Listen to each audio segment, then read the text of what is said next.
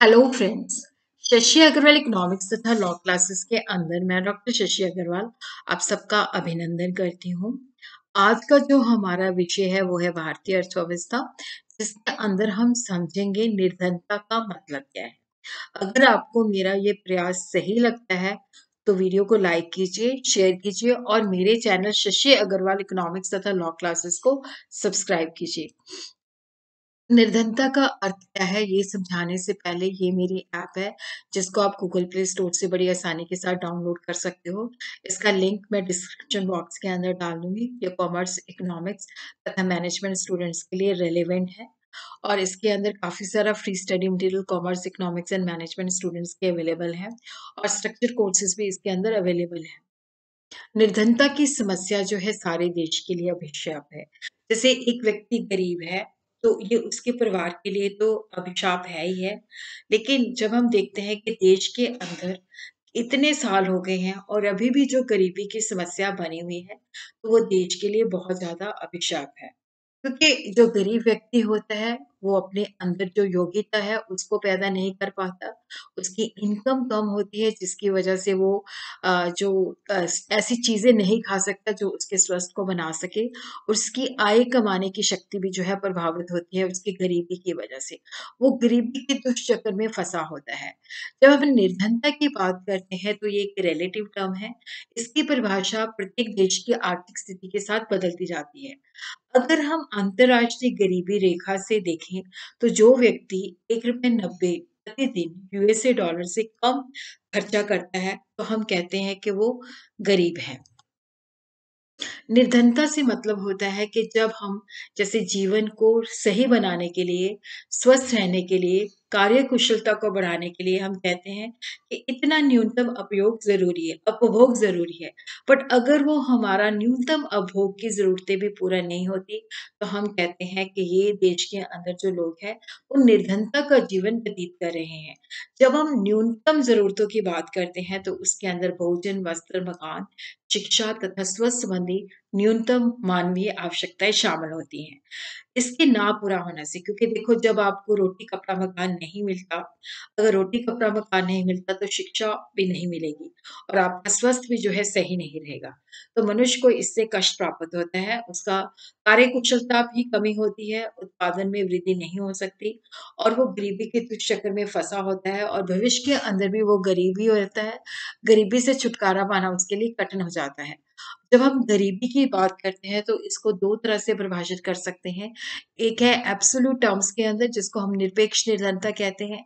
दूसरा होता है क as compare to other country, सापेक्ष जो पॉवर्टी है उसके वे से हम इसको डिफाइन कर सकते हैं।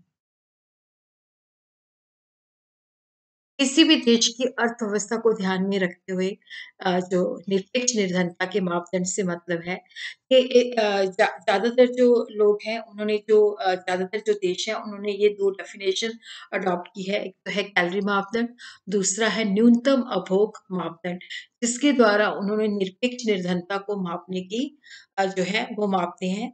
तो सबसे पहले हम देखते हैं कि कैलोरी मापदंड एक व्यक्ति एक दिन में जितना भोजन करता है, उससे प्राप्त शक्ति को हम कैलोरी के द्वारा मापते हैं कि इसके अंदर इतनी मतलब न्यूनतम अगर इतनी शक्ति होनी चाहिए तो मिनिमम जो है इतनी कैलोरी का भोग इसने करना है। भारत के अंदर अगर हम कहते हैं कि ये व्यक्ति गरीबी रेखा से ऊपर है, तो उसका जो कैलोरी कंज़म्पशन है, वो 2400 प्रति व्यक्ति होना चाहिए और शहरी क्षेत्र के अंदर 2100 कैलोरी जो है प्रतिदिन प्रति व्यक्ति को प्राप्त होनी चाहिए।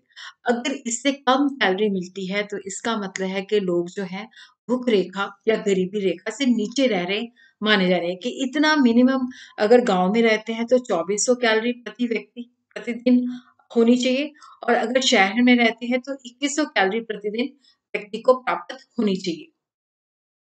उसी तरह जो दूसरा मापदंड है न्यूनतम उपभोग मापदंड, जिसके अंदर क्या है कि योजना आयोग के द्वारा जो नियुक्त एक्सपर्ट कमेटी है, उसने निर्धनता रेखा को अपनाने के लिए न्यूनतम उपभोग मापदंड जो है उपयोग किया है। जिसका मतलब है कि अगर हम 2011 और 12 की कीमतों के आधार पर देखें कि जो प्रति व्यक्ति उपभोग है शहरी क्षेत्र में, अगर हम मानते हैं कि वो व्यक्ति गरीब नहीं है, तो उसका जो उपभोग का खर्चा है, वो प्रति व्यक्ति 1000 रुपए प्रति माह से ज़्यादा होना चाहिए तथा ग्रामीण क्षेत्र के अंदर 816 प्रति व्यक्ति प्रति माह से ज़्यादा होना चाहिए।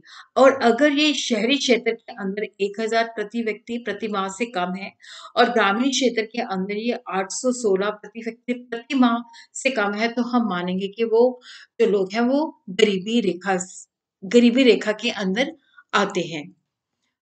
इसी तरह हमने देखा है एब्सोल्यूट पॉवर्टी क्या होती है, रिलेटिव पॉवर्टी क्या है, जिसको हम सापेक्ष निर्धनता कहते हैं। इसके अंदर क्या होता है कि जब हम अपने देश की प्रति व्यक्ति आय को दूसरे देश के लोगों के साथ कंपेयर करते हैं, तो हम पाते हैं कि हम उनके मुकाबले में हमारी आय ज़्यादा है या कम है। तो यहाँ पे हम कहते हैं कि अगर हमारी आय दूसरे देश के मुकाबले में कम है, तो हम कहते हैं कि ये देश जो है सापेक्ष रूप से निर्धन है। गरीब देशों में जनसंख्या का वो हिस्सा जो बिल्कुल निम्न स्तर पर रह रहा है, जिनकी आय बहुत ही कम है तथा वो जीवन की जो न्यूनतम आवश्यकताएं हैं, उसको भी पूरा करने के अंदर समर्थ नहीं होते। तो यहाँ पे हम देखते हैं कि जैसे यहाँ पे देश दिए हुए हैं, comparison of per capita income on exchange rate basis 2015 के बेसिस पे। जैसे यूएसए के अंदर हम देखते हैं कि जो डॉलर के अंदर जो है पर कैपिटा इनकम यहाँ पे यूएस डॉलर के अंदर है, तो यहाँ पे 55,980 जो है प्रति व्यक्ति है। यूके के अंदर 43,390 है, जापान के अंदर 38,840 है, चाइना के अंदर 7,930 है। और जब हम इंडिया की बात करते हैं तो ये सिर्फ per capita income in US dollar जो है $1,600 ही है। पाकिस्तान के अंदर ये 1440 है। अगर हम कंपैरिजन करते हैं दूसरे देशों के साथ, तो भारत जो है दूसरे के देशों की तुलना में एक गरीब देश है। प्रति व्यक्ति आय के आधार पर भारत का जो है ये विश्व के अंदर जो है 78वां स्थान है।